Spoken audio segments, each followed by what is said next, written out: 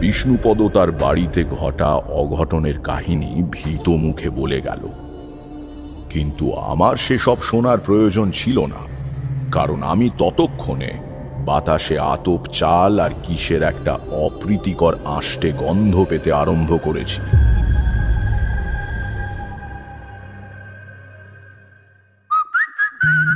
গপ্প মিরে ঠেক, কিছু ভয়, কিছু রহস্য, কিছু হাসি, কিছু প্রেম, এই ঠেকে সবই আছে। গপ্প মিরে ঠেকের আজকের গপ্প তারাদাস বন্দ্যোপাধ্যায়ের লেখা তারানাথ তান্ত্রিক ও ব্রহ্মপিশাচ। Any digital copy of this content leading to piracy is a crime. এই গল্পের যে কোনো রকম পাইরেসির বিরুদ্ধে উপযুক্ত আইনি ব্যবস্থা নেওয়া হবে। পাইরেসি দণ্ডনীয় অপরাধ। অনুগ্রহ করে পাইরেসি করবেন না, পাইরেসি সাপোর্ট করবেন না। তাহলে শুরু করা যাক।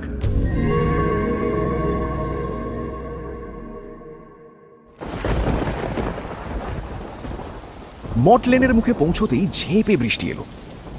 সকাল থেকে সামান্য মেঘলা মতো করেছিল বটে, কিন্তু বৃষ্টি হবে এমন কোনো আভাস পাইনি।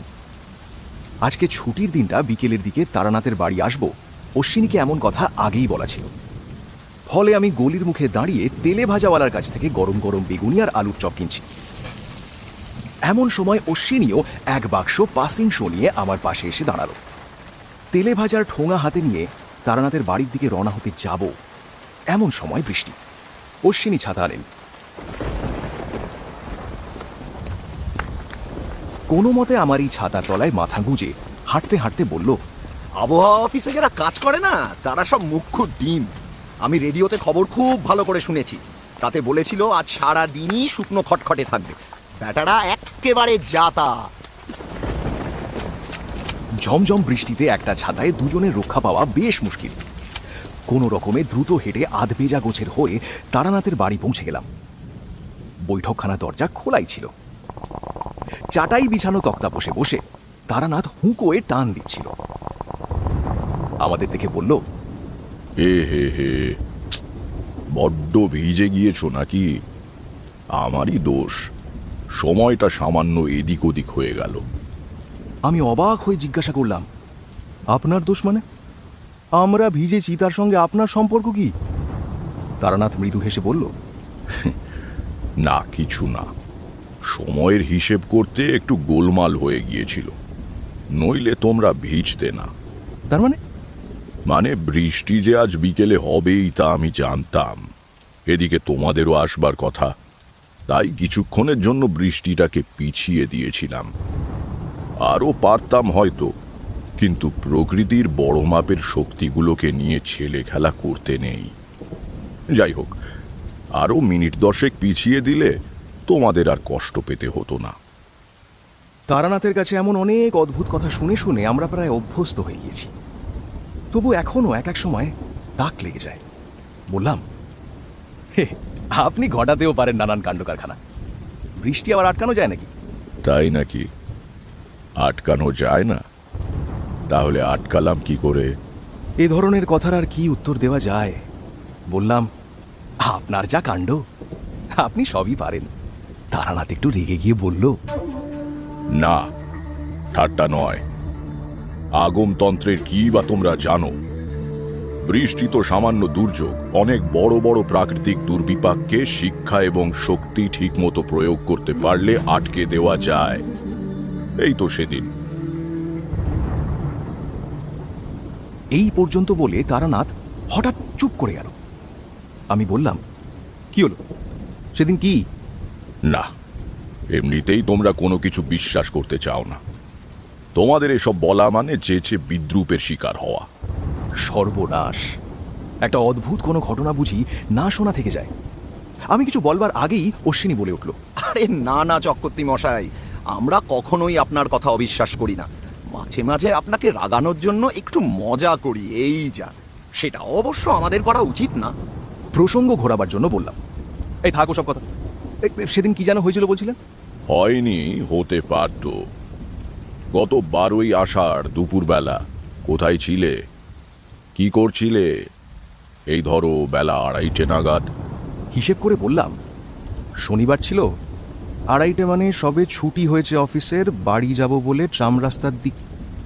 কেন বলুন দেখি? ওই সময়টায় কিছু অনুভব করতে পেরেছিলে? মানে হঠাৎ অস্বাভাবিক কোনো অনুভূতি হয়েছিল? আশ্চর্য, এতদিন মনে ছিল না।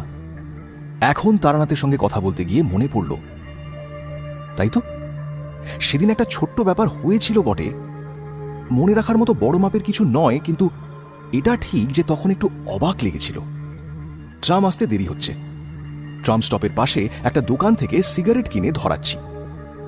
হঠাৎ মনে হলো পায়ের তলাটা কেমন যেন একটু সুরসুর করছে। এই বড় ডেও পিঁপড়ে বা গুবড়ে পোকার উপর ভুল করে পা দিয়ে দাঁড়ালে যেমন হয়। চটিটা খুলে একবার পা ঝেড়ে নিলাম, তবুও সুরসুর ভাবটা কমল না। অনেক সময় স্নায়ুর বিক্ষেপে শরীরের এক এক জায়গায় বিচিত্র অনুভূতি হয়। ভাবলাম তাই বুঝি হচ্ছে, কিন্তু সেই মুহূর্তে একটা ব্যাপার চোখে পড়ে একটু অবাক হয়ে গিয়েছিলাম। দুপুরবেলা, ফাঁকা রাস্তা, উল্টো দিকের ফুটপাতে এক মধ্যবয়স্ক ভদ্রলোক হঠাৎ দাঁড়িয়ে পড়ে চটি থেকে পা খুলে পায়ের তলায় কি যেন দেখলেন। একবার পা ঝাড়লেন, তারপর একটু যেন হতভম্ব হয়ে আবার হাঁটতে শুরু করলেন। ভাবলাম, কি হলো রে বাবা, আজ সবারই পায়ের তলায় গুবড়ে পোকা ঢুকেছে নাকি? সাময়িক ব্যাপার, এক্কেবারেই ভুলে গিয়েছিলাম। তারানাথের দিকে তাকিয়ে দেখি সে ঠোঁটের কোণে সূক্ষ্ম হাসি নিয়ে আমাকে দেখছে। চোখে চোখ পড়তেই বলল, আর কিছু? তারানাথকে ঘটনাটা বললাম। সে মুখে অল্প হাসি নিয়েই শুনল। তারপর বলল, কেবল ওই ভদ্রলোকই নয়, আরো অনেকের নিশ্চয়ই সেদিন পায়ের তলায় সুরসুর করে উঠেছিল। তারা সেই মুহূর্তে তোমার কাছাকাছি ছিল না, বা তাদের তুমি চেনও না, নইলে গল্প শুনতে পেতে। এতক্ষণ আমরা নিজেদের মধ্যে কথা বলছিলাম। এখন হঠাৎ অশ্বিনীর দিকে চোখ পড়তে দেখি সে মুখে বিস্ময় ফুটিয়ে আমাদের দিকে তাকিয়ে আছে।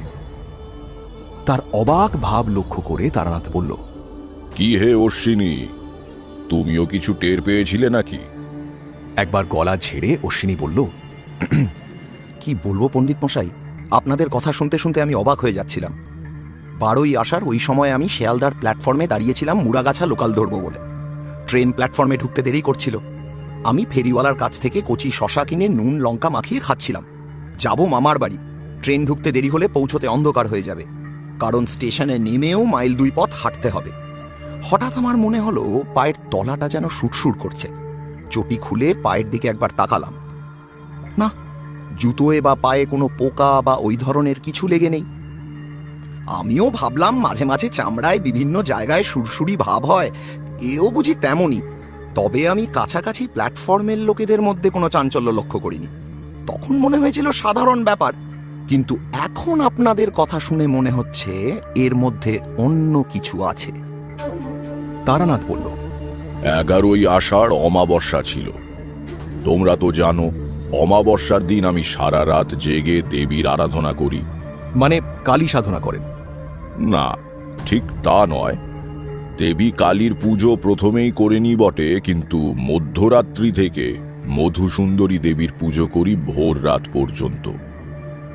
এই পুজো সাধারণ পুজো নয়, কারণ আগমতন্ত্রে মধুসুন্দরী দেবীর উল্লেখ এবং স্তব আছে বটে, কিন্তু পুজোর বিস্তৃত ব্যবস্থা ও প্রকরণ কিছু নেই। সেটা আমি পেয়েছি দশমাতৃকা তন্ত্রের শেষে কাঠের ত্রিপট্ট দিয়ে বাঁধা ঠাকুরদার হাতে লেখা অন্তঃপুঁথির পাতায়। কোন পুঁথি বুঝলে? যার শেষে জরাসুরের পুজোর নিয়ম পেয়েছিলাম। সে গল্প তো তোমাদের বলেছি। মনে পড়ল তারানাথের ঠাকুরদার হাতে লেখা ওই পুঁথির শেষ দিকটা কিছুটা পুড়ে গিয়েছিল, কিছুটা ঝুরঝুরে হয়ে গুঁড়ো হয়ে পড়ে গিয়েছিল। এতদিন পরে আর তারানাথকে সেই পুঁথি দেখাবার জন্য অনুরোধ করে লাভ নেই। তার পাতাগুলো পঞ্চভূতে মিশে গিয়েছে বহুদিন। বললাম, তা সেই পুজোয় বসে আপনি কি পেলেন? নইলে ওই প্রসঙ্গ উল্লেখ করার কারণটা কি? বাইরে বৃষ্টির দাপট বেড়েছে। এলোমেলো হাওয়ায় জানালার পাল্লা একবার খুলছে আর একবার বন্ধ হচ্ছে। গুড়ি গুড়ি বৃষ্টির ছাঁট আসছে বাতাসের সঙ্গে। অশ্বিনী উঠে জানলাটা ভালো করে বন্ধ করে দিল। তারানাথ বলল, গল্পে গল্পে অনেক দেরি হয়ে গিয়েছে। তোমাদের আনা তেলে ভাজাও তো এখন একেবারে ঠান্ডা। বসো, একটু আমি ভেতর থেকে আসছি। এই তেলে ভাজাগুলো গরম করতে হবে। গরম চাও চাই একটু? আসছি এক্ষুনি। কথা বলতে বলতে বা গল্পের ফাঁকে তারানাথ মাঝে মাঝে বাড়ির ভেতরে যায়। কখনো সত্যি সেটা চা করতে বলার জন্য, কখনো বা আমাদের একটু ধূমপানের সুযোগ করে দেওয়ার জন্য। তারানাথ প্রবীণ লোক, তার সামনে আমরা সিগারেট খাই না। আমরা জানি তারানাথ ইচ্ছে করেই অন্তত 5-6 মিনিট দেরি করে আসবে। তারানাথ ভেতরে যেতেই আমরা দুজনে উঠে বারান্দায় এসে দাঁড়ালাম। এখনো হাওয়ার সঙ্গে হালকা ছাঁট আসছে বটে, কিন্তু বারান্দার একদিকে এক টুকরো ত্রিপল টাঙানো রয়েছে। বারান্দার সেখানটায় বাতাসের দাপটটা কম। অশ্বিনী আর আমি দুটো কাঁচি সিগারেট ধরালাম। জোরে জোরে 2-3টে টান দেওয়ার পর ঠান্ডা জোরো হাওয়া লেগে গা শিরশির করা ভাবটা কেটে গেল। ঘরের ভেতর থেকে কাশির আওয়াজ শুনে বুঝলাম তারানাথ ঘরে ফিরে এসেছে। ঘরে ঢুকে বললাম, এই মানে একটু বৃষ্টি দেখছিলাম আর কি, বেশ নেমেছে। হ্যাঁ, তা এমন দিনে একটা জমাট গল্প হবে নাকি? তক্তাপোষে বসতে বসতে তারানাথ বলল, বৃষ্টি দেখছিলে সে বুঝতে পেরেছি। যাক, গরম তেলে ভাজা আর চা আসছে। খেতে খেতে দেখি কোনো গল্প মনে পড়ে কিনা। কিন্তু ওই পায়ের তলার সুরসুর করা রহস্যটার বিষয়ে তো কিছু বললেন না। কি হয়েছিল 11ই আষাঢ় রাত্রিরে পুজোর সময়? আমাদের দেওয়া পাসিং শোর প্যাকেট থেকে একটা সিগারেট বের করে ধরিয়ে তৃপ্ত মুখে ধোঁয়া ছাড়ল তারানাথ। তারানাথ বলল, ব্যাপার কি জানো, তন্ত্র সাধনার এসব গূঢ় কথা সাধারণ মানুষ অনেক সময় ঠিক বুঝতে পারে না, তাই সহজে কারো কাছে বলি না। আর এসব অভিজ্ঞতা হয়ও খুব কম। 11ই আষাঢ় যজ্ঞের পূর্ণাহুতি দেবার পরে মনের মধ্যে মধুসুন্দরী দেবীর কণ্ঠস্বর ভেসে উঠেছিল। তিনি বলেছিলেন, পরের দিন দুপুরবেলায় বাংলাদেশের দক্ষিণ পূর্বাঞ্চল দিয়ে ভূমিকম্পের একটা ঢেউ বয়ে যাবে। বিশেষভাবে ক্ষতিগ্রস্ত হবে কলকাতা এবং তার পার্শ্ববর্তী অঞ্চল। বিহারের বিখ্যাত ভূমিকম্পের সময় তোমরা বয়সে অনেক ছোট ছিলে, তার কথা হয়তো তোমাদের মনে নেই। ভাবলাম অনেক লোক মারা যাবে, বাড়িঘর ভাঙবে। মানুষের উপকার করার চেয়ে বড় ধর্ম আর কিছু হয় না। কিন্তু প্রকৃতির এত বড় শক্তিকে ঠেকাতে হলে সমপরিমাণ শক্তি দিয়েই তা করতে হবে। কাজেই যজ্ঞের শেষে আমি একটা বিশেষ প্রক্রিয়া করলাম, যাতে ভূমিকম্পের প্রবাহটা খুব ক্ষীণভাবে এই অঞ্চলের মাটির নিচে দিয়ে বয়ে যাবে, কেউ টের পাবে না। তাহলে আমরা পেলাম কি করে? বা রাস্তার ওপারে আমার দেখা ওই প্রবীণ ভদ্রলোক, কিংবা এই অশ্বিনী শেয়ালদার প্ল্যাটফর্মে যাকে জুতো খুলে পা ঝাড়তে দেখেছিল?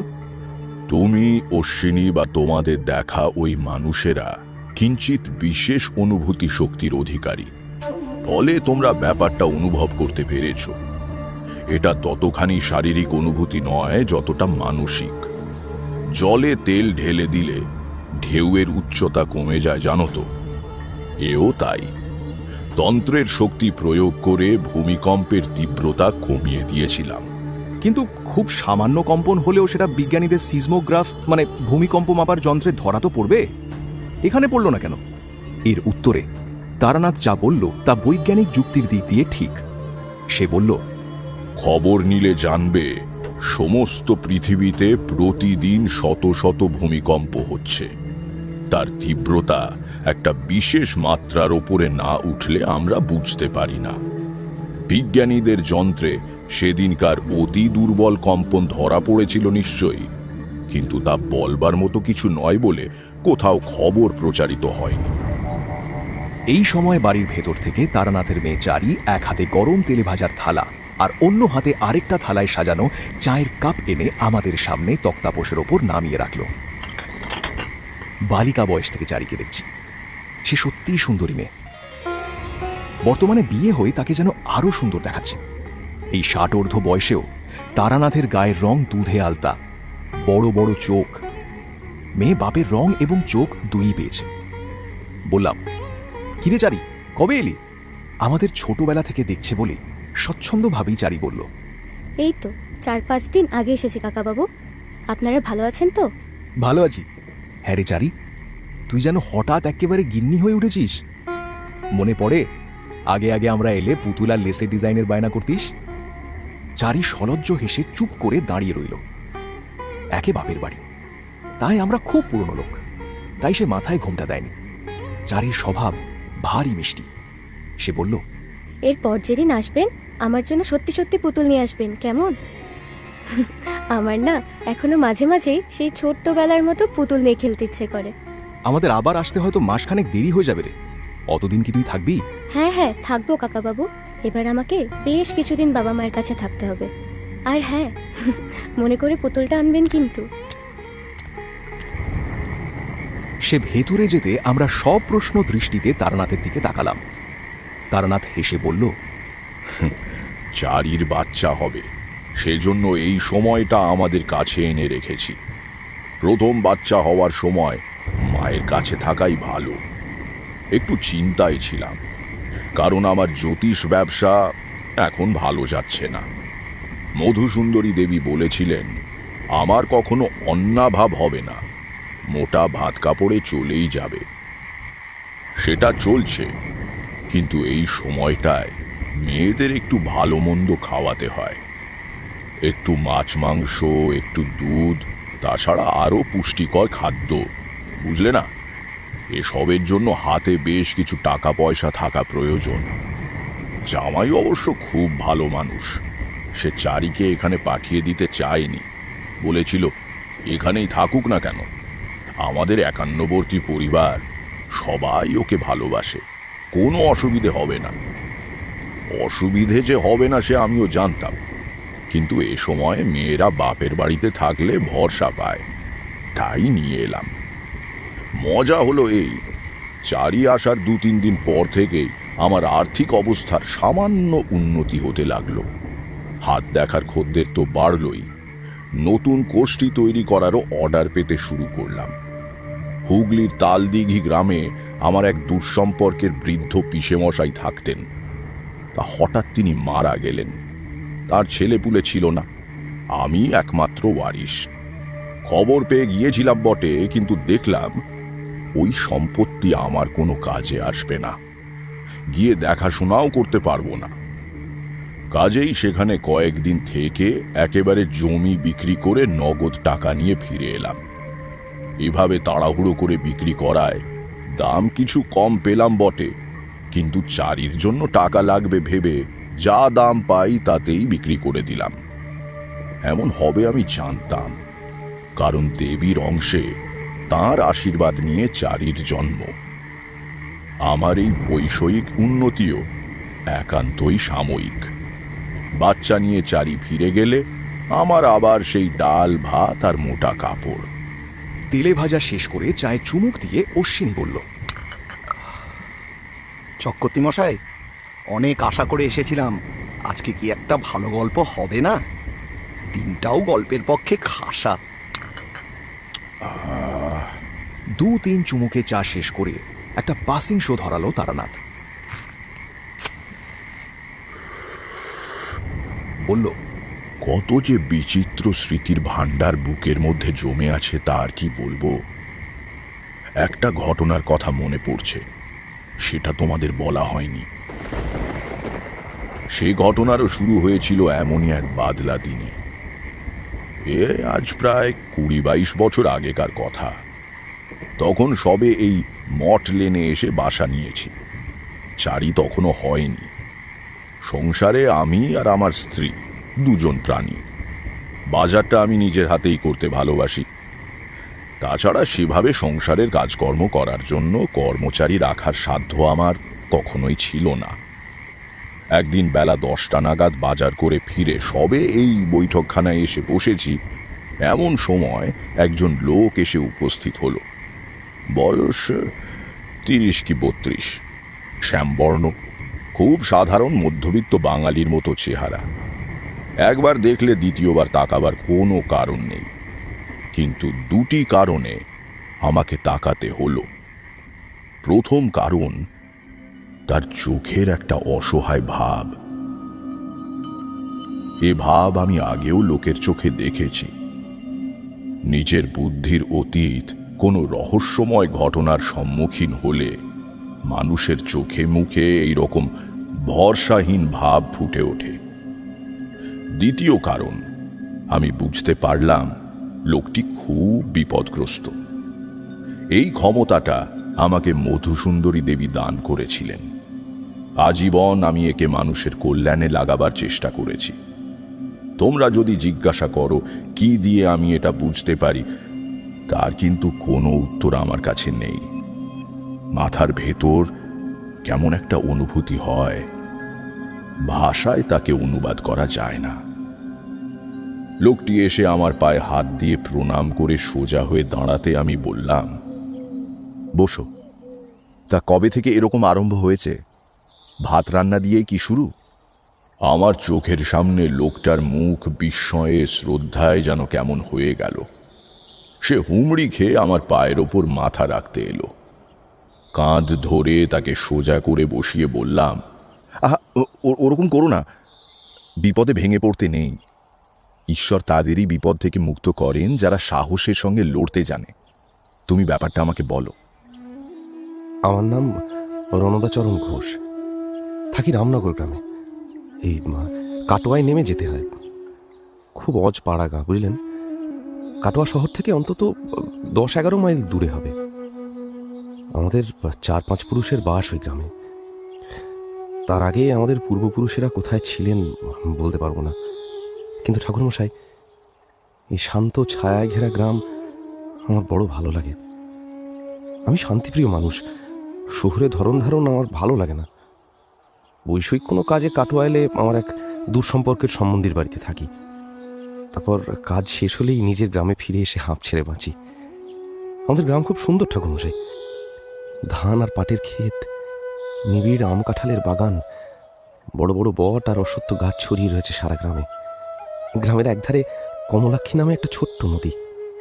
নামের মধ্যে কমলা শব্দটা আছে বলেই কিনা জানি না, ক্ষীণকায়া হলেও কমলাক্ষীর জলধারা প্রখর গ্রীষ্মেও কখনো শুকোয় না।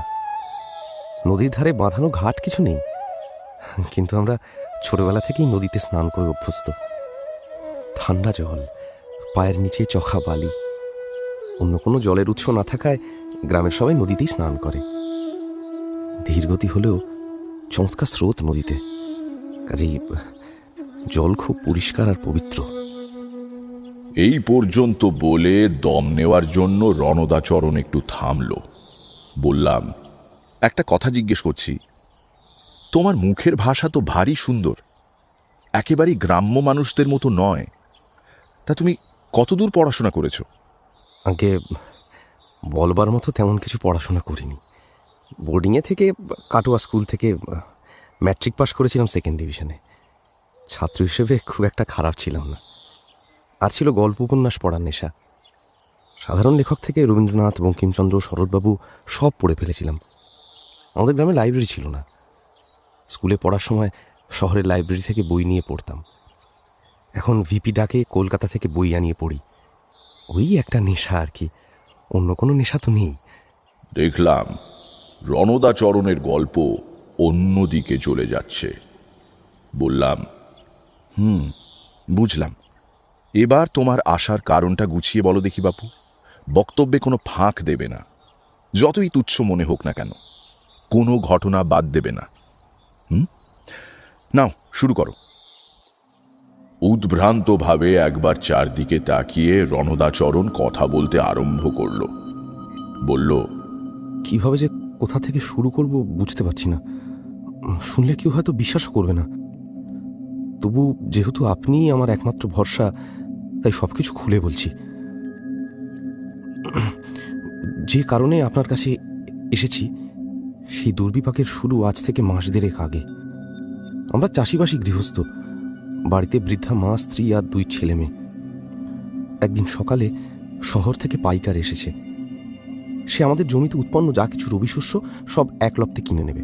লোকটা ভালো, গত বেশ কয়েক বছর ধরে তার সঙ্গে আমাদের ব্যবসা। জিনিসের ভালো দাম দেয়। কি কি জিনিস হয় তোমাদের জমিতে? কিছু ধান আর পাট হয়, তাছাড়া মুসুরি, কলাই, টমেটো, শিম। আমাদের যে আম কাঁঠালের বাগান আছে, গরমকালে সেগুলোও জমা নিয়ে নেয়।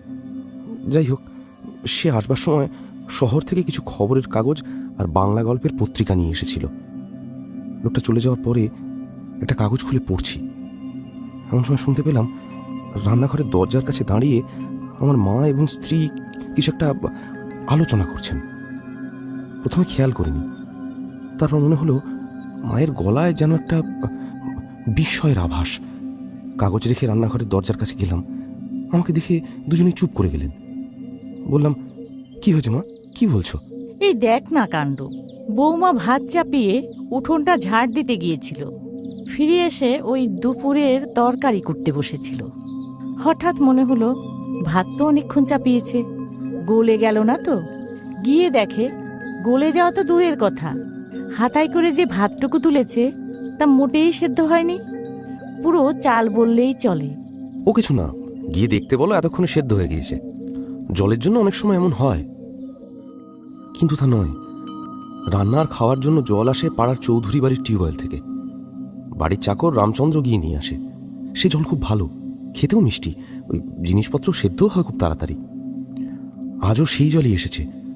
আমার কথা মতো আরও 15-20 মিনিট অপেক্ষা করা হলো, কিন্তু সে চাল আর সেদ্ধ হলো না। আধ ঘন্টা পরেও খুন্তির আগায় হাঁড়ি থেকে যা উঠল তা একেবারে চাল। কিছু বুঝতে না পেরে আবার নতুন করে জল চাপিয়ে চাল ছাড়া হলো। এবার কিন্তু অন্যদিনের মতোই ভাত ঠিক সময় তৈরি হয়ে গেল। রণদাচরণ থামতে প্রশ্ন করলাম, আর কি কি সমস্যা হয়েছে বলো?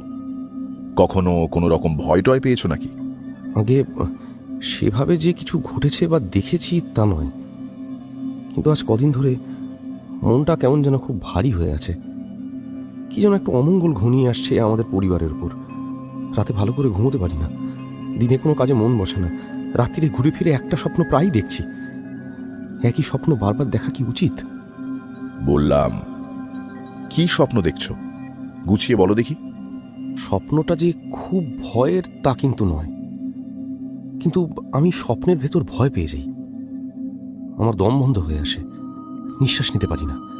চমকে জেগে গিয়ে উঠে বসে অনেকক্ষণ ঈশ্বরের নাম করি। স্বপ্নে দেখি আমি যেন একটা অদ্ভুত জায়গায় গিয়েছি। জায়গাটা অর্ধেক তৈরি একটা শহর, কিন্তু সেই শহরের কোনো বাড়ি সম্পূর্ণ তৈরি হয়নি। প্রত্যেকটা বাড়ি খানিকটা উঠে থেমে রয়েছে। কোনোটা কাঠামো পর্যন্ত গাঁথা, কোনোটা ভিতের ওপর হাতখানেক মাত্র উঠেছে। যেদিকে যতদূর তাকাই কেবল এই রকম বাড়ি। ভিত আর দেওয়ালের ফাঁক ফোকর দিয়ে গজিয়েছে বট, অশ্বত্থ আর আকন্দের চারা। কোথাও কোনো পথ নেই, রাস্তা নেই, কেবল গায়ে গায়ে লাগা অর্ধেক তৈরি ভুতুরে বাড়ি। সময়টা দিনও না, রাত্রিও না। আকাশে চাঁদ বা সূর্য নেই। পরিবেশে অদ্ভুত একটা ম্লান ছায়া ছায়া আলো। আমি বাড়ি ফিরে আসতে চাইছি, কিন্তু কিছুতেই ওই ভৌতিক শহর থেকে বেরুবার পথ খুঁজে পাচ্ছি না। আশ্চর্য গোলক ধাঁধার মধ্যে ঘুরে মরছি। আর বহুদূর থেকে কে যেন কেমন গা ছমছমে গলায় আমার নাম ধরে ডাকছে।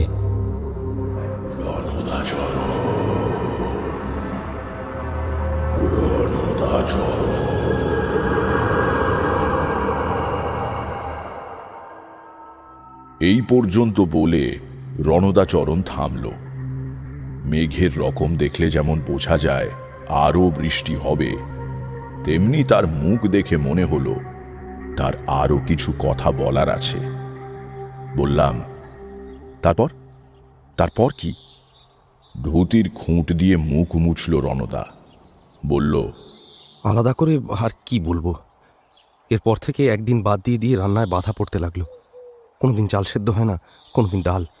একদিন আবার তরকারি করবার সময় সবগুলো পটলের ভেতর থেকে মোটা মোটা শুঁয়োপোকা বেরোলো।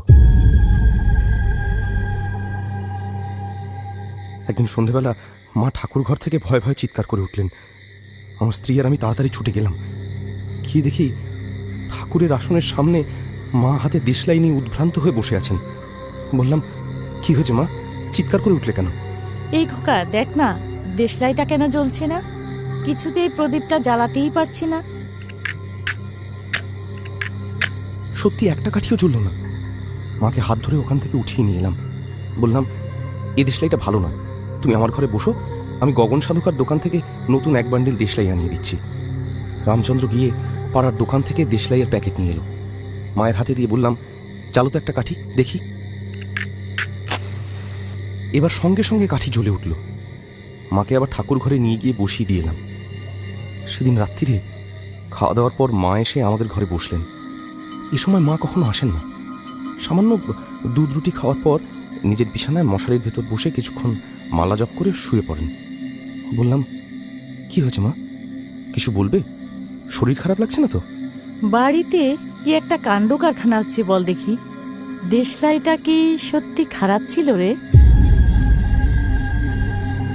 দেখ না, একটু আগে বাইরের ওই নিম গাছে একটা দাঁড় কাক ডাকছিল। কি বিচ্ছিরি অমঙ্গলের ডাক রে বাবা। রাত্রিরে কখনো দাঁড় কাক ডাকতে শুনেছিস? রণদাচরণের গল্প থামিয়ে বললাম, কাকের ডাক কি তুমিও শুনেছিলে? আমি ঠিক খেয়াল করিনি ঠাকুরমশাই। জানেন তো, অনেক জিনিস কানে শুনলেও বা চোখের সামনে ঘটলেও মন অন্যদিকে থাকলে খেয়াল করা যায় না। আমি সে সময় মায়ের দেশলাই না জ্বলার কথা ভাবছিলাম। তা সে যাই হোক, একটু ভারাক্রান্ত মন নিয়ে শুয়ে পড়লাম। ক্লান্ত ছিলাম, ঘুমিয়ে পড়তে বেশি সময় লাগলো না।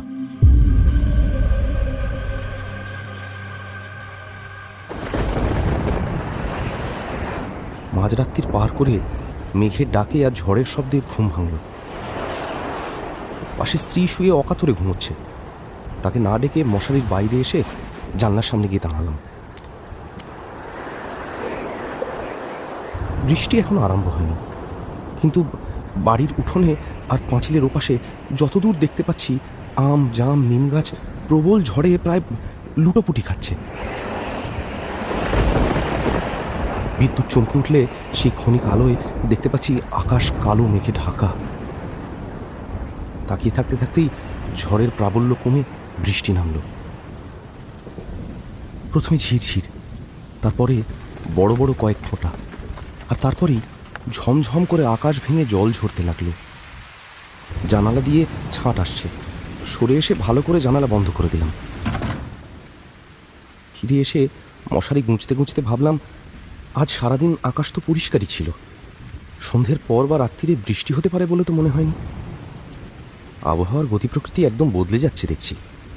এসব 7-5 ভাবতে ভাবতে যখন প্রায় ঘুম এসে গিয়েছে, তখন উঠোনের নিম গাছটার ডাল থেকে ঝড়ের শোঁ আওয়াজ সত্ত্বেও স্পষ্ট শুনতে পেলাম দাঁড় কাকের ডাক। আমার সমস্ত গা শিউরে উঠল। কাকের ডাক তো অনেক শুনেছি, কিন্তু একই ধরনের ডাক। এমন ঝড় বৃষ্টি সত্ত্বেও নিম গাছের ডালে বসে একটা কাক এরকম গম্ভীর আশ্চর্য গলে ডেকে চলেছে। সে না শুনলে বিশ্বাস করা যায় না। তাছাড়া ভেজা দাঁড় কাক কখনো ডাকে না।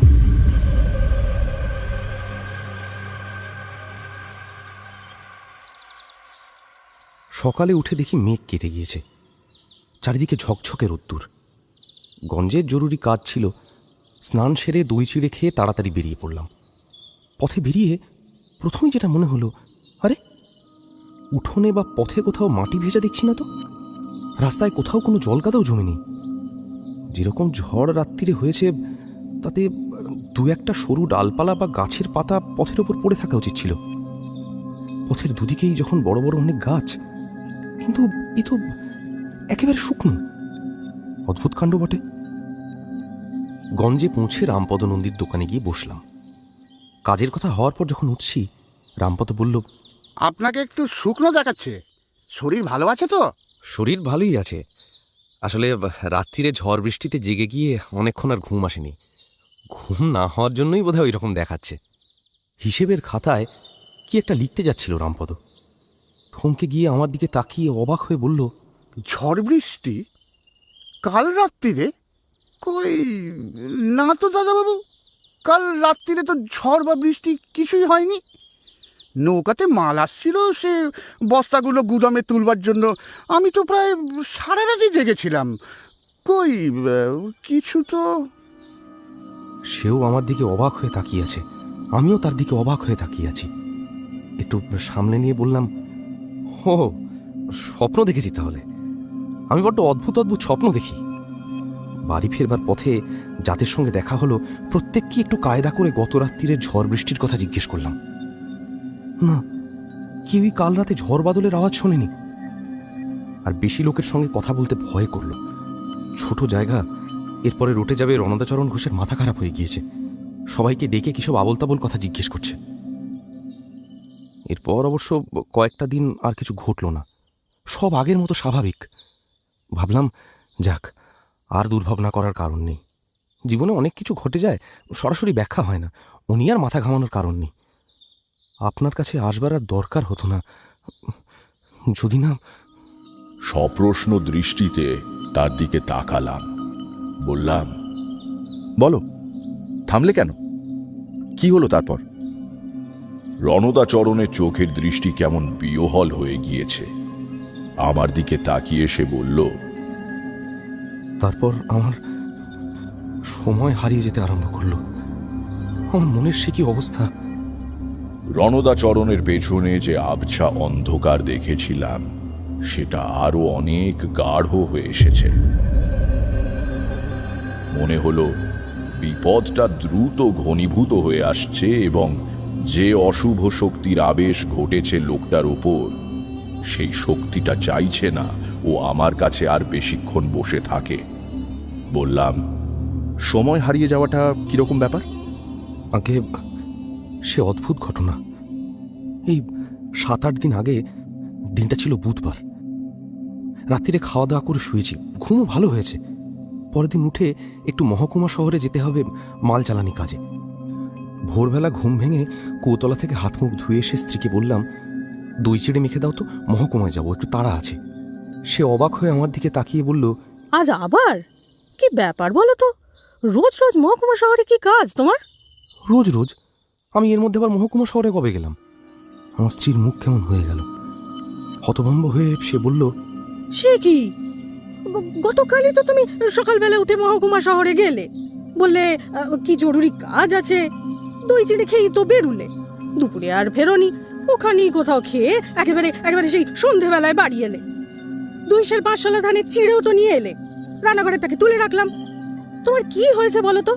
গতকালের ঘটনা ভুলে গেলে? স্ত্রীর কথা শুনে মাথার মধ্যে সব কেমন গোলমাল হয়ে যাচ্ছিল, কিন্তু বেশি বিস্ময় প্রকাশ করলে বউ ভয় পাবে বলে সামলে নিলাম। বললাম, ও হ্যাঁ হ্যাঁ, ভুলে গিয়েছিলাম বটে। আজকাল কাজের তারায় কিছুই খেয়াল থাকে না, আজ আবার যেতে হবে, কাজ আছে।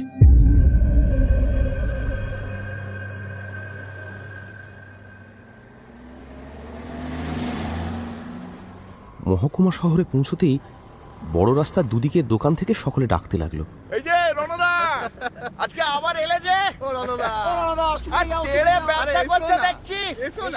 এদের মধ্যে শ্রীকান্ত পালের বয়স 60 কি 65 হবে। প্রবীণ মানুষ, স্বভাব খুব মিষ্টি। তার কাছে গিয়েই যে মিনিট 15 বসলাম, তার মধ্যে গতকাল মহকুমা শহরে এসে আমি কি কি করেছি সবই জানা হয়ে গেল। শ্রীকান্তর কাছ থেকে উঠে বাজারে যেখান দিয়েই হাঁটি সকলেই বলে, এই যে রণদাবাবু, আজ আবার যে? কি বলবো পণ্ডিত মশাই, আমি রীতিমতো ঘাবড়ে গেলাম। বেশি দিন আগেকার ব্যাপার হলেও না হয় কথা ছিল, কিন্তু সবাই তো বলছে গতকালের ব্যাপার। যেন ভুলে গিয়েছি এইরকম ভান করে একজনকে জিজ্ঞাসা করলাম, আজকে যেন কি বার? সে বলল, আজ হলো গিয়ে বৃহস্পতিবার। সেখান থেকে সরে এসে একটু ফাঁকা জায়গায় একটা বাঁধানো বট গাছ, তার বেরিতে এসে কিছুক্ষণ বসলাম। একটা পুরো দিন আমার হিসেবের থেকে হারিয়ে গিয়েছে। গতকাল মঙ্গলবার গিয়েছে, আজ তো বুধবার হওয়া উচিত। এ কি কাণ্ড! খুব ভয় পেয়ে গেলাম জানেন। তারপরে হঠাৎ মনে পড়ে গেল চড়ুইটিপ গাঁয়ের আমার এক ছোটবেলার বন্ধুর কথা। আপনি অনেকদিন আগে সে গাঁয়ে গিয়েছিলেন ওই শ্বেত বগলার পুজো করতে। আমার বন্ধু তখন ছোট, কিন্তু আপনার কথা তার মনে আছে। তার কাছ থেকে ঠিকানা জোগাড় করে চলে এলাম আপনার কাছে। আপনার সেই বন্ধু বিরাজবাবু, তিনি এখনো বেঁচে আছেন, তিনি ঠিকানা দিলেন। আর কিছু বলবে? ওই স্বপ্নটা ইদানিং আবার দেখছি পণ্ডিত মশাই। ওই যে সেই ওই অর্ধেক তৈরি শহরে ঘুরে বেড়াচ্ছি, আর কে যেন অদ্ভুত গলায় আমার নাম ধরে ডাকছে।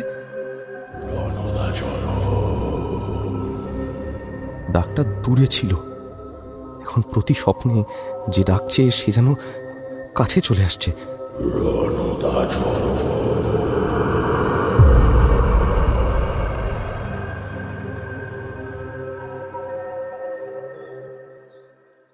আমি আর দেরি না করে চলে এসেছি আপনার এখানে, আপনি আমাকে রক্ষা করুন। একটু ভেবে বললাম, তুমি বাড়ি চলে যাও, একটা মাদুলি তোমার হাতে পরিয়ে দিচ্ছি।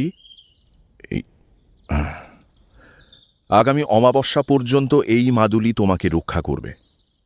কৃষ্ণা চতুর্দশীর দিন দুপুর নাগাদ আমি পৌঁছে যাব তোমার বাড়ি। ভালো করে ঠিকানা দিয়ে যাও। সেখানে রাত্রির বেলা আমি একটা পুজো আর যজ্ঞ করব। ভয় নেই, বিপদ কেটে যাবে। রণদা চরণের মুখ উজ্জ্বল হয়ে উঠল। সে বলল, বাঁচলুম পণ্ডিত মশাই। তা কি কি জিনিস আমাকে সংগ্রহ করে রাখতে হবে বলুন? আর এই দক্ষিণা সহ মোট খরচই বা কত পড়বে? খরচের কথা এখন থাক, জিনিসের ফর্দ একটা বানিয়ে দিচ্ছি, জোগাড় করে রাখবে। কিছু জিনিস তুমি পাবে না, সেসব আমি নিয়ে যাব। এই ফর্দেরই কয়েকটা দ্রব্য পাওয়া কঠিন হবে, তবু চেষ্টা করো। গ্রামে থাকো, পেয়ে যাবে। ফর্দ তৈরি করে যখন তার হাতে দিলাম, তার মুখ বিস্ময়ে ভরে উঠল। বেচারার দোষ নেই, সাধারণ পুজোর জিনিসপত্রের মতো তো সে নয়। সিদ্ধি, উপবীত, হর্তুকি, আতপ চাল, কলা, মাটির সরা ইত্যাদি যা সাধারণ ফর্দে থাকে, তার সঙ্গে ছিল প্রথম ফল ধরেছে এমন আম গাছের পোকায় খাওয়া 5টি পাতা, একসঙ্গে হলুদ সুতোয় গ্রথিত কলা বাদুড়ের ডানা, কেউ ডুবে মারা গিয়েছে এমন পুকুরের তলার মাটি, কলঙ্ক ধরা পুরনো পেতলের প্রদীপ ইত্যাদি ইত্যাদি। এসব দেখে রণদাচরণ বলল, এসব জিনিস আমি জোগাড় করে রাখবো। আরও কি লাগবে বলছিলেন? সে তুমি পাবে না, দোকানে কিনতে পাওয়া যায় না। বললাম তো, আমিই নিয়ে যাব। এবার যাবার রাস্তাটা ভালো করে বলো তো। 3 সাতেক পরে রণদাচরণের গ্রামের রাস্তায় বাস থেকে নামলাম। তারানাথ সিগারেট ধরাবার জন্য থামল। সেই ফাঁকে বললাম, আপনি তো গল্প বলে চলেছেন, কিন্তু আমাদের কিছু প্রশ্ন জমে যাচ্ছে যে। দেশলাইয়ের কাঠিটা ছাইদানি হিসেবে ব্যবহৃত নারকেলের মালায় গুঁজে দিয়ে তারানাথ বলল, বলো। এভাবে কতক্ষণ গল্প শোনা যায়? রণদাচরণের দুর্ভাগ্যের পিছনে কি ছিল বলুন? এদিকে তো হাঁপিয়ে উঠলাম। ব্রহ্মপিশাচ।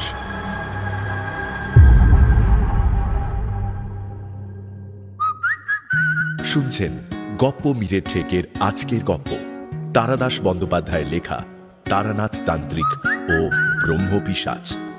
এখনো যদি ঠেকে সাবস্ক্রাইব না করে থাকেন তাহলে কিন্তু ঠকবেন। Subscribe to my channel and do not forget to click on the bell icon for notifications. তাহলে বাকিটা শোনা যাক।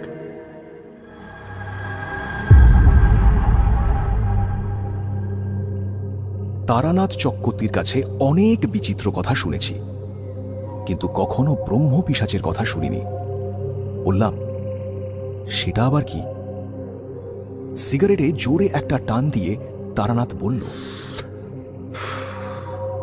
সেটা বলতে পারবো না, কখনো দেখিনি তো, বোধহয় দেখা যায়ও না। যেমন ধরো দুর্ঘটনার সম্ভাবনা, ভয়, বিষণ্ণতা, অমঙ্গল, ভয়ানক অসুস্থ রোগীর ঘরের ম্লান পরিবেশ, এসব কি দেখা যায়? প্রকৃতির তেমনই একটা অশুভ শক্তির নাম ব্রহ্মপিশাচ। নাম দিয়ে চিহ্নিত করলে ধারণা করা সহজ হয় বলে এই নাম ব্যবহার করা হয়। নইলে নিম্ন ডামরতন্ত্রের প্রায় বিলুপ্ত প্রেত কপাটিকা শাখায় একে বিপরীতকারিকা শক্তি বলা হয়েছে, কোনো নাম দেওয়া হয়নি। মানুষের ওপরের প্রভাব পড়ে কেন? রণদাচরণের অপরাধ কি? তাকে কেন ভুগতে হচ্ছিল? কোনো কারণ নেই। হঠাৎ রাস্তায় পিছলে পড়ে গিয়ে পা ভাঙে কেন? বলেছি তো, জিনিসটা একটা দুর্ঘটনার মতো, খুবই শক্তিশালী সম্ভাবনা। কারো ওপরে এর প্রভাব পড়লে তাকে দুর্ভাগ্যজনক আকস্মিকতা বলে মেনে নেওয়া ছাড়া আর কোনো উপায় নেই। ব্রহ্মপিশাচ জগতের একটা অন্ধ অপশক্তি। এর কোনো রূপ, আকার বা চেতনা কিছুই নেই, কিন্তু যার ওপরে এর প্রভাব পড়ে তাকে এবং তার কাছের মানুষদের বেশ কষ্ট দেয়। আপনি আগে থেকেই ব্যাপারটা জানতেন নাকি রণদাচরণই প্রথম? রণদাচরণ দ্বিতীয়। এসব ঘটনা তো রোজ রোজ ঘটে না, আর এত বড় দেশে কোথাও ঘটলেও সব খবর আমার কাছে পৌঁছয় না। আগে একটা মাত্র লোককে দেখেছিলাম এরকমই পিশাচগ্রস্ত। তখন আমি সমস্ত বাংলাদেশে পায়ে হেঁটে ঘুরে বেড়াচ্ছি। নদিয়া আর মুর্শিদাবাদের সীমান্তে এক গ্রামে আশ্রয় নিয়েছিলাম। সেখানেই দেখা। তারা আমাকে ডাকেনি বা আমার তন্ত্রমন্ত্রের সাধনা সম্বন্ধেও কিচ্ছু জানতো না। আমি এমনি সাধারণ ব্রাহ্মণ অতিথি হিসেবে রাত্রির আশ্রয় নিয়েছিলাম। তখনকার দিনে, শুধু তখনকার দিনে কেন, এখনো গ্রামের দিকে অতিথি হিসেবে ব্রাহ্মণের খাতির আছে। সন্ধ্যের মুখটায় তাদের বাড়ির দাওয়ায় বসে আছি। হাতে হুঁকো তাদের বাড়ির কিষান ধরিয়ে দিয়ে গিয়েছে, টানছি। বাড়ির কর্তা আমার কাছেই দাওয়ার উপর বসে এটা ওটা গল্প করছে। হঠাৎ সামনের উঠোনে থপ করে কিসের একটা শব্দ হলো। আমরা দুজনেই অবাক হয়ে তাকালাম। ভারী জিনিস নয়, নরম পোঁটলা গোছের কোনো জিনিস পড়বার শব্দ। কর্তার নাম বিষ্ণুপদ। সে দাওয়া থেকে নেমে জিনিসটা দেখতে গেল। পরক্ষণেই তার চিৎকার,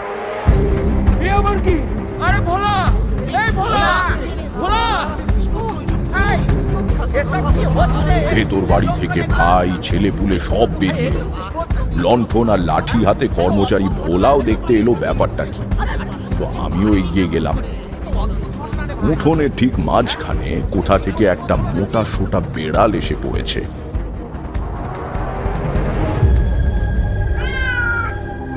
দরজা দিয়ে হেঁটে আসেনি, কারণ ওপর থেকে পড়ার আওয়াজ আমি নিজেই শুনেছি।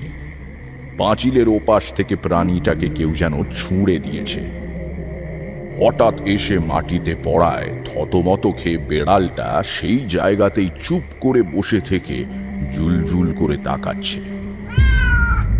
বিষ্ণুপদ কিছু বলবার আগেই সমস্ত উঠোন জুড়ে ধূপধাপ শব্দ শুরু হয়ে গেল। এবার শুধু বেড়াল নয়, তার সঙ্গে ছোট আর মাঝারি আকারের কুকুরের বাচ্চা। সেগুলো মাটিতে পড়েই তারস্বরে চেঁচামেচি শুরু করে দিল। এমন অনৈসর্গিক কাণ্ড তার আগে কখনো দেখিনি। বিষ্ণুপদ চিৎকার করে তার কর্মচারী ভোলাকে বলল, আরে বাইরে দরজা খুলে দে, এগুলো বেরিয়ে যা। ভোলা ছুটে গিয়ে উঠোনের দরজা খুলে দিতে প্রাণীগুলো হুড়মুড় করে বেরিয়ে চলে গেল।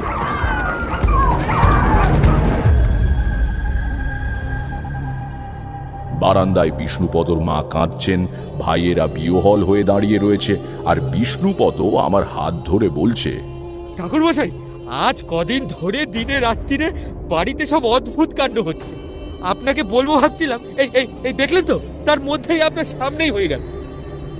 বিষ্ণুপদ তার বাড়িতে ঘটা অঘটনের কাহিনী ভীত মুখে বলে গেল।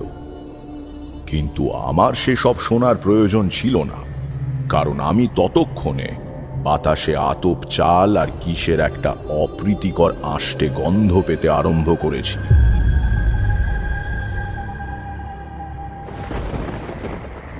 তাতে কি বুঝলেন? নতুন একটা পাসিং শো ধরিয়ে তারানাথ বলল, বুঝলাম যে ও বাড়িতে ব্রহ্ম পিশাচের আগমন ঘটেছে। এসব তারই মূল লক্ষণ। গুরুর কাছে শুনেছি, পুঁথিতে পড়েছি, দেখলাম এই প্রথম। কি করলেন তারপর? করব আর কি, লোকটাকে পিশাচের আবেশ মুক্ত করার জন্য যা করার তাই করলাম। আমাদের সাধনায় নিয়ম আছে, গুরুরও আদেশ, কাউকে বিপদগ্রস্ত দেখলে তাকে ফেলে পালানো যাবে না। পালালে নিজের সাধনার ফল ধ্বংস হয়ে যাবে। রণদাচরণের বাড়িতে যা যা করব স্থির করে যাচ্ছিলাম, বিষ্ণুপদর বাড়িতেও তাই করলাম। তাতে ফল হলো? পিশাচের প্রভাব দূর হলো? এই কথা শুনে তারানাথ একটু চটে গিয়ে বলল, ফল হবে না বলছো কি? আমি তারানাথ তান্ত্রিক, বীরভূম শ্মশানের হাঁকিনি সিদ্ধা মাতু পাগলির শিষ্য। আমার সামনে দাঁড়াবে নিম্ন ডামর থেকে বেরিয়ে আসা একটা তুচ্ছ পিশাচ? প্রক্রিয়া করে তাড়িয়ে ছাড়লাম। সাহস করে জিজ্ঞাসা করলাম, কি প্রক্রিয়া? আবার সেই প্রশ্ন। কতবার তো বলেছি যে গুহ্য ক্রিয়ার কথা অদীক্ষিত কাউকে বলতে নেই। বললে সে বুঝবেও না এবং ক্রিয়ার গুণও নষ্ট হয়ে যাবে। তবে কিছু কিছু তোমাদের বলি, কারণ তোমরা দুজনেই ভালো আধার। ব্রহ্ম পিশাচ বিতাড়নের পুরো ক্রিয়া কেমন তা বলবো না, তবে কি কি প্রয়োজন হয় তার কিছুটা তো বলেছি। আরও কিছু শোনো, শুনলে অবাক লাগবে। প্রথমেই দেহবন্ধন হিসেবে জয়ন্তীর মূল 1 অঙ্গুলি পরিমাণ কেটে বিপদগ্রস্ত মানুষটির মণিবন্ধে মন্ত্র উচ্চারণ পূর্বক পরিয়ে দিলাম। জয়ন্তী চেনো? নাম শুনেছি, কিন্তু গাছটা দেখিনি কখনো। জয়ন্তীর লোকায়ত সাধারণ নাম হল জাঁই হর্তুকি। দশকর্মা ভাণ্ডারেও চাইলে পেতে পারো, কিন্তু প্রথমত তা বহুদিনের শুকনো এবং সত্যিকারের সেই গাছ কিনা তা বলা কঠিন।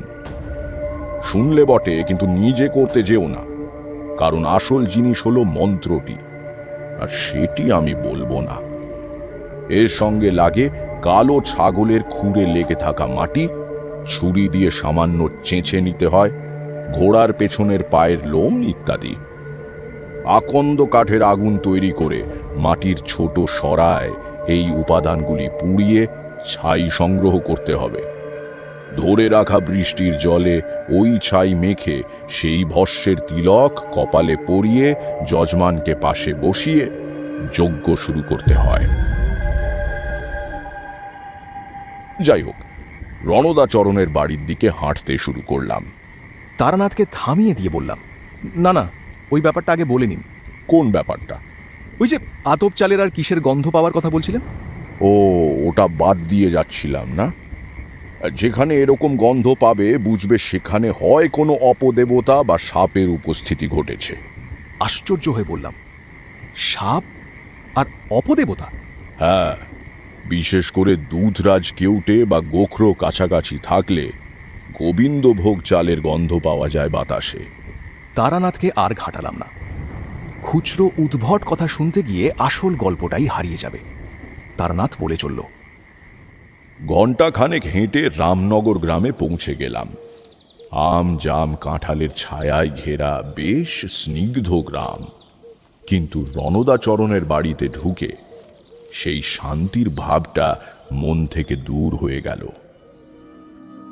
এই বিশেষ অনুভূতির ক্ষমতাটা মধুসুন্দরী দেবী আমাকে দান করেছিলেন।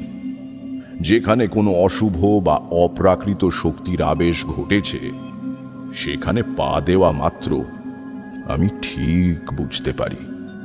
আমাকে দেখে রণদাচরণ দৌড়ে এলো।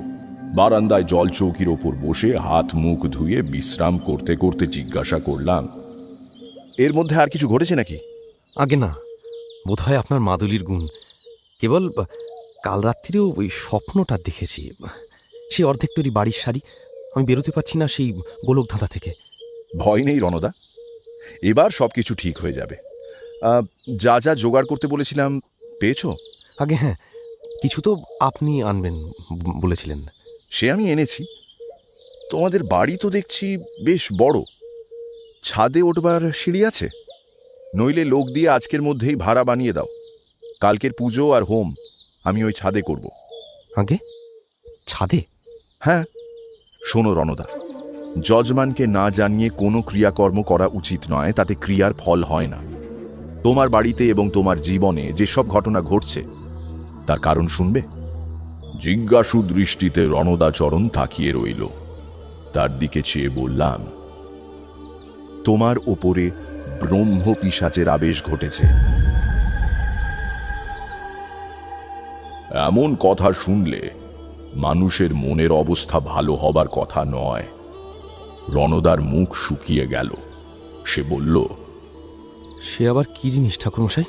ও কথা তোমার জেনে কাজ নেই। আগমতন্ত্রের জ্ঞান না থাকলে বললেও বুঝতে পারবে না। আমার বাড়ি যেদিন গিয়েছিলে সেদিন তোমার কথা শুনেই বুঝেছিলাম কি হয়েছে। ব্রহ্ম পিশাচের প্রভাবে মানুষের জীবনে সব উদ্যোগ অসমাপ্ত থেকে যায়, যে জন্য স্বপ্নে অর্ধেক তৈরি বাড়িঘর দেখেছ। অন্ন কৃত্তিকা ঘটেছে, অর্থাৎ অন্ন প্রস্তুতের সময় চাল অর্ধেকের বেশি সেদ্ধ হচ্ছে না। তাছাড়া কাল ব্যাহতি যোগ আরম্ভ হয়েছে। অদ্ভুতভাবে জীবন থেকে হারিয়ে যাচ্ছে সময়। আর তার সঙ্গে শোনা যাচ্ছে নৈশ বায়সের, মানে রাত্রির বেলা কাকের ডাক। এর পরের পর্ব বড়ই দুঃখের, সেটাই শেষ পর্ব। ভাগ্যক্রমে তুমি তার আগেই আমার কাছে গিয়েছিলে, নইলে। রণদাচরণ কাঁপা কাঁপা গলায় বলল, নইলে কি হতো? নইলে শেষ পর্ব, অর্থাৎ কায়াক্ষয় শুরু হয়ে যেত। বাড়ির যিনি কর্তা তিনি অসুস্থ হয়ে পড়তেন। কোনো চিকিৎসাতেই সুফল হতো না। একটু একটু করে শীর্ণ হতে হতে অর্ধেকেরও বেশি ছোট হয়ে যাবে দেহ। আর তারপর অবধারিত মৃত্যু। রণদাচরণের চোখে জল। অসহায় স্বরে সে বলল, আমার ছেলে পুলে আছে ঠাকুরমশাই। আমি কোনো অন্যায় করিনি। আমি এমনভাবে মরতে চাই না ঠাকুরমশাই, মরতে চাই না। তার গায়ে হাত বুলিয়ে দিয়ে বললাম, কোনো চিন্তা করো না। আমি ভয় দেখানোর জন্য কিছু বলিনি। বিপদের স্বরূপ জানলে তার বিরুদ্ধে যুদ্ধটা জমে ভালো। কালই সব দুর্যোগ কেটে যাবে। পরদিন অমাবস্যা লাগলো দুপুর 3:14। ছাদে চিলেকোঠার ঘরে বাকি বেলাটা তামাক খেয়ে কাটিয়ে দিলাম। রণদা একবার মধ্যাহ্ন ভোজনের প্রস্তাব করেছিল। তাকে বললাম, যজ্ঞ করতে হয় উপবাসী থেকে। আমি জলও খাবো না। তুমি খেতে পারো, কারণ তোমার কল্যাণে ক্রিয়া হলেও যজ্ঞের সঙ্গে তোমার কোনো যোগ নেই। তুমি দূরে বসে শুধু দেখবে। রণদার মা এবং বাড়ির মেয়েদের বলা হলো, সংসারের মঙ্গলের জন্য ছাদে আমি একটা সস্তয়ন আর যজ্ঞ করব। তাঁরা সরল মানুষ, যা বোঝানো হলো বুঝে গেলেন। রাত 10টা নাগাদ উপদেবতা বিতাড়নী প্রক্রিয়া শুরু করলাম। ওম হম জুম স্বাহা, ওম হম জুম স্বাহা। একটু দূরে বসে গোল গোল চোখ করে রণদাচরণ দেখতে লাগলো। পুজো আরম্ভ করার সঙ্গে সঙ্গে অনুভব করলাম এতক্ষণ ধরে স্থির থাকা বাতাস মৃদুভাবে ঘুরতে শুরু করেছে। শান্ত জলাশয়ে পাথরের টুকরো ছুঁড়লে যেমন বৃত্তাকার ঢেউ তৈরি হয়, কেমন যেন একটু শিউরে উঠে রণদা ভীত চোখে চারদিকে তাকালো। আমি তার দিকে তাকিয়ে ঠোঁটে আঙুল দিয়ে চুপ করে থাকতে বললাম, ওম হম জুম স্বাহা, ওম হম জুম স্বাহা। কাদার ওপর বালি ছড়িয়ে যজ্ঞের বেদি তৈরি করেছি। তার ওপরে জ্বলছে সরু সরু আকন্দ ডালের আগুন। ডান হাতে কুশি করে ঘি নিয়ে আহুতি দিচ্ছি, আর প্রতিবার বাঁ হাতে ধরা আশ শ্যাওড়ার ডাল আছড়াচ্ছি ছাদের ওপর। ক্রমাগত এইভাবে ঘণ্টা খানেক ধরে মন্ত্রোচ্চারণ করার পর ওম শং শনিশ্চরায় একটা অদ্ভুত গন্ধে চারদিকের বাতাস ভরে গেল। দুর্গন্ধ নয়, কিন্তু এ এমন একটা গন্ধ যা পৃথিবীতে কখনো সৃষ্টি হতে দেখিনি। কিছুক্ষণ নাকে গেলেই চেতনা আচ্ছন্ন হয়ে আসতে থাকে। দেখলাম এই অপার্থিব গন্ধের প্রভাবে রণদা বসে থাকা অবস্থাতেই সামনে পেছনে সামান্য দুলতে আরম্ভ করেছে। তার চোখ অর্ধেক বোজা, মুখ ঈষৎ হাঁ হয়ে আছে। আমি তাড়াতাড়ি মধুসুন্দরী দেবীর দেওয়া শুদ্ধি মন্ত্র উচ্চারণ করে চন্দন মাখিয়ে একটা রক্তকরবী যজ্ঞাগ্নিতে ছুঁড়ে দিলাম।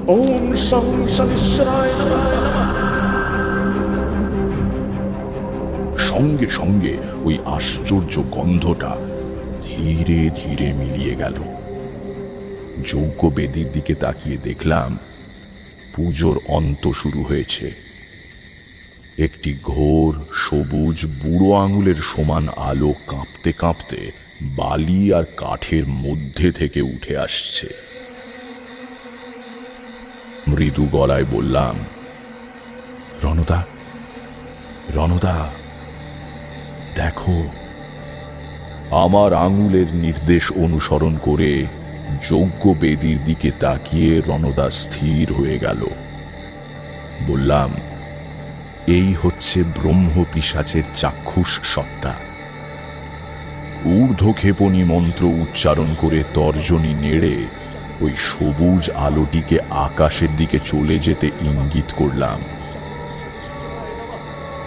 প্রথমে আস্তে, পরে দ্রুত আলোটি ওপরে উঠে যেতে লাগলো। রণদাও ওপরের দিকে তাকিয়ে রয়েছে। অমাবস্যার রাতের আকাশে তখন তৈরি হয়ে গিয়েছে স্বাভাবিক অন্ধকারের চেয়েও অন্ধকার গোল গ্রহণী বৃত্ত। সবুজ আলোটা দ্রুত উঠে তার মধ্যে দিয়ে ওপরে কোনো অজানা জগতে মিলিয়ে গেল।